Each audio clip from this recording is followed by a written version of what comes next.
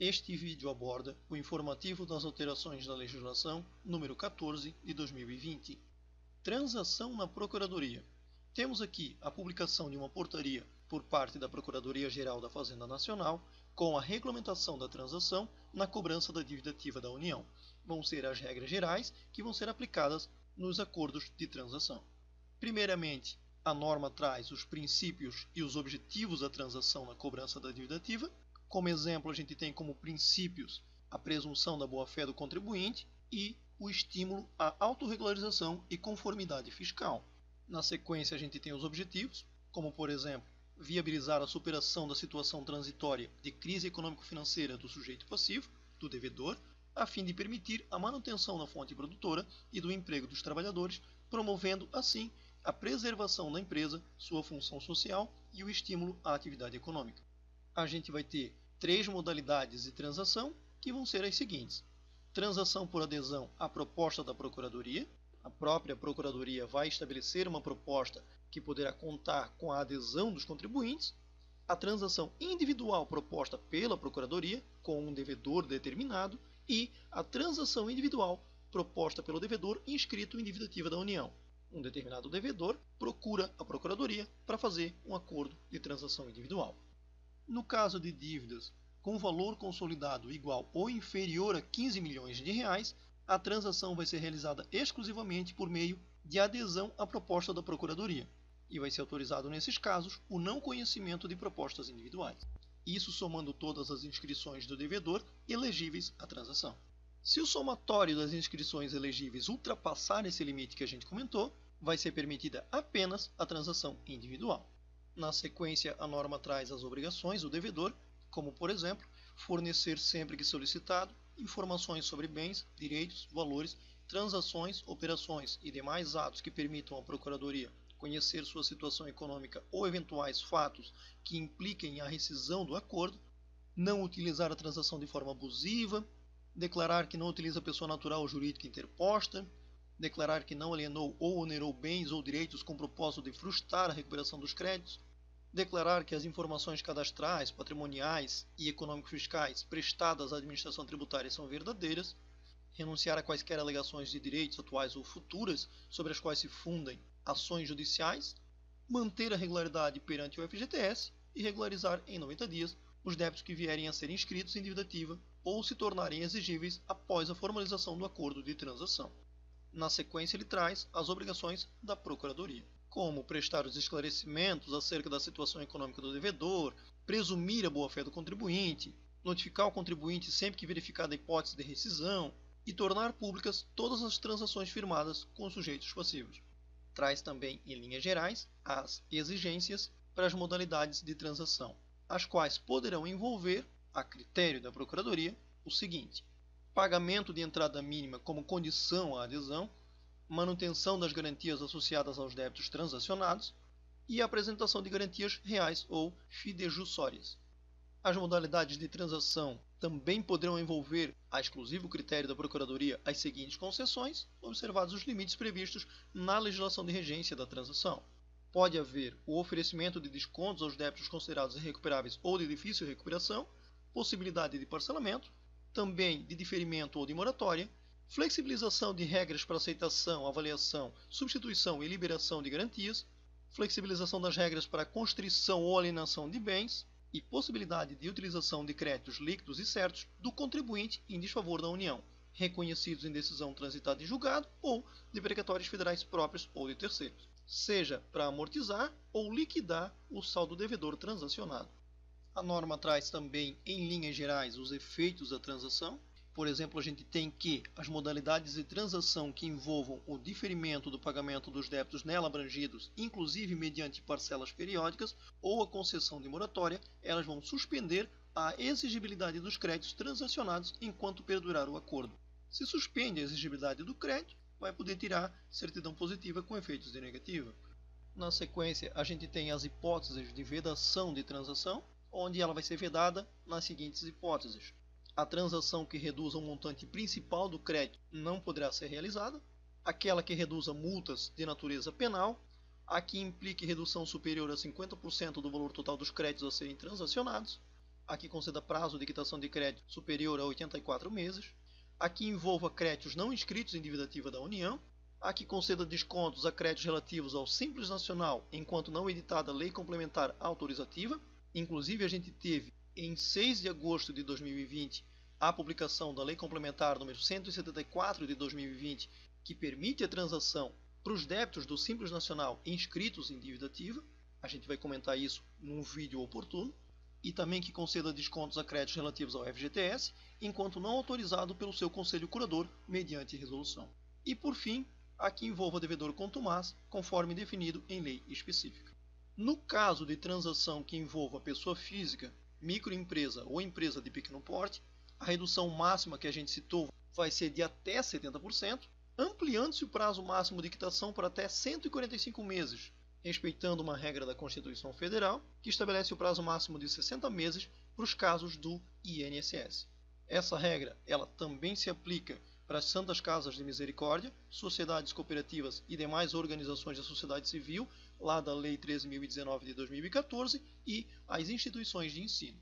Na sequência tem outras regras relacionadas com as vedações, e aqui no final a gente tem que aos devedores com transação rescindida é vedada, pelo prazo de 2 anos contados da data da rescisão, a formalização de nova transação, ainda que relativa a débitos distintos. A norma vai trazer aqui, em linhas gerais, os parâmetros para aceitação da transação individual ou por adesão e a mensuração do grau de recuperabilidade das dívidas sujeitas à transação na recuperação da dívida ativa. Então, como parâmetros para aceitação da transação, a gente vai ter o tempo de cobrança, a suficiência e liquidez das garantias associadas aos débitos inscritos, a existência de parcelamentos ativos, a perspectiva de êxito das estratégias administrativas e judiciais de cobrança, o custo da cobrança judicial, o histórico de parcelamentos dos débitos inscritos, o tempo de suspensão da exigibilidade por decisão judicial e a situação econômica e a capacidade de pagamento do sujeito passivo. A norma traz também na sequência as linhas gerais para determinar a situação econômica e a capacidade de pagamento dos devedores, e aqui, para a mensuração da capacidade de pagamento, vão ser considerados os dados que a Receita Federal tem e que a Procuradoria também tem, oriundos das declarações prestadas à administração tributária, como por exemplo a ECF, a FD Contribuições, a FD Reinf e assim por diante. O devedor ele vai ter conhecimento da sua capacidade de pagamento, estimada pela Procuradoria, e ele vai poder apresentar, observado o procedimento que a gente vai comentar lá no final, pedido de revisão dessa capacidade de pagamento.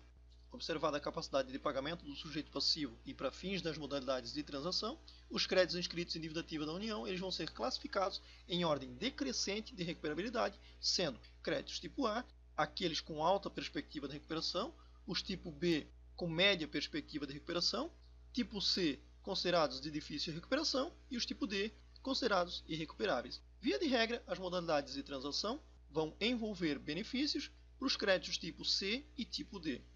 As dívidas vão ser consideradas irrecuperáveis quando estiverem inscritos há mais de 15 anos e sem anotação atual de garantia ou suspensão de exigibilidade, com exigibilidade suspensa por decisão judicial há mais de 10 anos, de titularidade de devedores falidos em recuperação judicial ou extrajudicial, em liquidação judicial ou em intervenção ou liquidação extrajudicial, de titularidade de devedores pessoa jurídica cuja situação cadastral no CNPJ seja baixado por inaptidão, baixado por inexistência de fato, baixado por omissão contumaz, baixado por encerramento da falência, por encerramento da liquidação judicial e encerramento da liquidação, inapto por localização desconhecida, inapto por inexistência de fato, inapto, omisso e não localização, inapto por omissão contumaz, inapto por omissão de declarações e suspenso por inexistência de fato.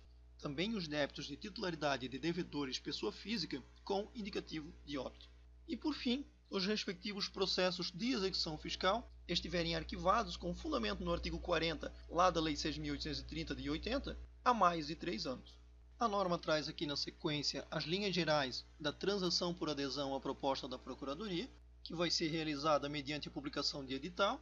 Ela vai trazer aqui em linhas gerais na sequência o que o edital vai conter, como por exemplo o prazo para adesão à proposta e os critérios impeditivos da transação por adesão, quando for o caso, e os demais detalhes do edital. O edital vai ser publicado no site da Procuradoria, a gente tem aqui o link, e os procedimentos para adesão eles vão ser realizados exclusivamente na plataforma Regularize da Procuradoria, e a gente tem também o link dessa plataforma. Na hora de fazer a adesão à proposta de transação formulada pela Procuradoria, o devedor vai ter que prestar essas declarações aqui que ele menciona. A gente tem aqui as regras para adesão à proposta de transação relativa a débitos suspensos por decisão judicial, onde ela vai ficar sujeita à apresentação desses documentos aqui pelo devedor, que devem ser feitos em até 60 dias, após a formalização do acordo de transação. No caso de bens penhorados ou oferecidos em garantia de execução fiscal, é facultado ao sujeito passivo requerer a alienação por iniciativa particular para fins de amortização ou liquidação do saldo devedor transacionado. Então ele traz aí também essa possibilidade no caso desses bens penhorados ou oferecidos em garantia. Na sequência, a gente tem, em linhas gerais, também as regras para transação individual, tanto aquela proposta pela Procuradoria como a proposta pelo devedor, como a gente comentou lá no início. Aqui ele comenta as regras aplicáveis à transação individual proposta pela Procuradoria. Ela vai ser aplicável aos devedores cujo valor consolidado dos débitos inscritos em dívida ativa for superior a 15 milhões de reais, devedores falidos em recuperação judicial ou extrajudicial, em liquidação judicial ou extrajudicial ou em intervenção extrajudicial, Estados, Distrito Federal e municípios, e débitos cujo valor consolidado seja igual ou superior a 1 milhão de reais e que estejam suspensos por decisão judicial ou garantidos por penhora, carta de fiança ou seguro-garantia. Essa proposta de transação individual formulada pela Procuradoria, ela vai trazer a relação dos débitos do sujeito passivo, a relação de débitos elegíveis à transação, o grau de recuperabilidade dos débitos do devedor e outras informações consideradas relevantes, bem como o prazo para aceitação dessa proposta da Procuradoria. Também vai poder haver a apresentação de contraproposta a essa proposta de transação apresentada pela Procuradoria, que vai observar os mesmos procedimentos para a apresentação de proposta de transação individual por parte do devedor que a gente tem comentada na sequência. Então o devedor ele vai poder apresentar proposta de transação individual, que deverá conter o plano de recuperação fiscal com a descrição dos meios para a extinção daqueles débitos inscritos em dívida ativa e também a exposição das causas concretas de situação patrimonial do devedor e das razões da crise pela qual a empresa passa, qualificação do requerente, demonstrações contábeis relativas aos 3 últimos exercícios e aquelas levantadas especialmente para instruir o pedido. Ele vai detalhar ali quais são essas demonstrações contábeis, balanço patrimonial, demonstração de resultado e assim por diante. Relação nominal completa dos credores, relação de bens e direitos de propriedade do requerente, extratos atualizados das contas do devedor e de suas eventuais aplicações financeiras de qualquer modalidade. Ele traz aqui detalhado quais os tipos, descrição das operações realizadas com as instituições que estão citadas aqui e uma série de outras informações que ele comenta aqui na sequência. A proposta da transação individual ela deve ser apresentada pelo devedor na unidade da Procuradoria do seu domicílio e, no caso de pessoa jurídica, o domicílio é o domicílio da matriz. Para a celebração dos termos de transação individual, podem ser agendadas reuniões para discutir a proposta da Procuradoria ou do devedor, dos quais participarão o Procurador Regional, o Procurador-Chefe da Dívida Ativa e assim por diante, e o administrador, o representante legal ou o Procurador da pessoa jurídica requerente, sendo nesse último caso unido da procuração com poderes específicos. Pode haver ainda inspeção no estabelecimento comercial, industrial ou profissional do devedor para fins de averiguar a concreta situação operacional e patrimonial da empresa. Se houver essa inspeção, o requerente ele vai ser comunicado com até 48 horas de antecedência. A norma traz também regras gerais para transação individual com devedores em processo de recuperação judicial, com as seguintes condições. O prazo máximo para quitação vai ser de 84 meses, porém vai ser de até 145 meses, na hipótese de empresário individual, microempresa, empresa de pequeno porte, instituições de ensino, sociedades cooperativas e demais organizações da sociedade civil, estas todas em recuperação judicial. O limite máximo para reduções vai ser de até 50%, sendo de até 70% nas hipóteses também de empresário individual, microempresa, empresa de pequeno porte e assim por diante. Todas também em recuperação judicial. E também vai ter a possibilidade de concessão de diferimento pelo prazo máximo de 180 dias, contados da formalização do acordo de transação e do pagamento da entrada convencionada, se for o caso. Na sequência, a norma comenta as regras gerais para o termo de transação individual e as competências para a assinatura desses termos. quem na Procuradoria vai assinar esses termos. Vão haver algumas autoridades especiais para assinar termos acima de 100 milhões de reais, 250 milhões de reais ou 500 milhões de reais. Ele detalha aqui esses casos. A gente tem aqui também as linhas gerais da rescisão da transação e a impugnação à rescisão, ou seja, a defesa dessa rescisão. Vai implicar rescisão da transação, o descumprimento das condições, das cláusulas, das obrigações ou dos compromissos assumidos, constatação pela Procuradoria de ato tendente ao esvaziamento patrimonial do devedor, decretação de falência ou extinção pela liquidação da pessoa jurídica, comprovação de prevaricação, concussão ou corrupção passiva na formação da transação, ocorrência de dolo, fraude ou simulação ou erro essencial quanto à pessoa ou quanto ao objeto do conflito, ocorrência de alguma das hipóteses rescisórias adicionalmente previstas no respectivo termo de transação e a inobservância de quaisquer disposições previstas lá na lei de regência da transação ou no edital. A Procuradoria vai avisar o devedor sobre a incidência de alguma das hipóteses de rescisão, e isso vai ser feito por meio eletrônico, e o devedor ele vai conhecer as razões determinantes da rescisão e ele vai poder regularizar o vício ou apresentar impugnação, ambos no prazo de 30 dias. Nesse prazo, vai ser preservada em todos os termos a transação que foi realizada.